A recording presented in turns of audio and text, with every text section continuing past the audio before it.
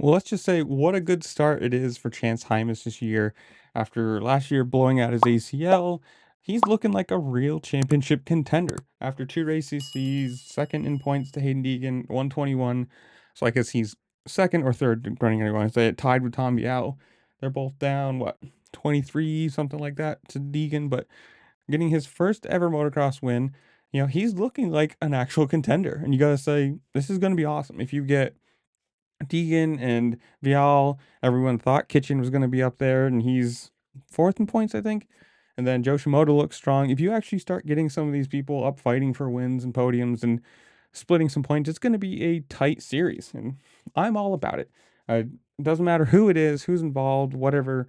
I always think that it's a lot more fun, a lot more interesting if you've got two or three or four people that can all win depending on a weekend.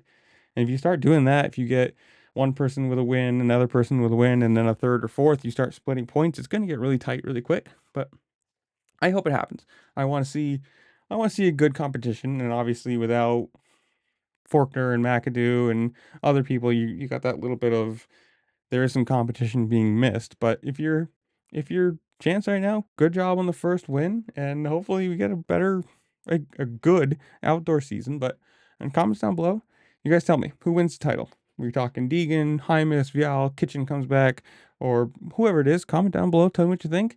While you're down there, make sure to like, share, subscribe, do all the fun things this platform allows you to do because it really just helped me out, and I appreciate it. And with that, I'll see you later. Peace.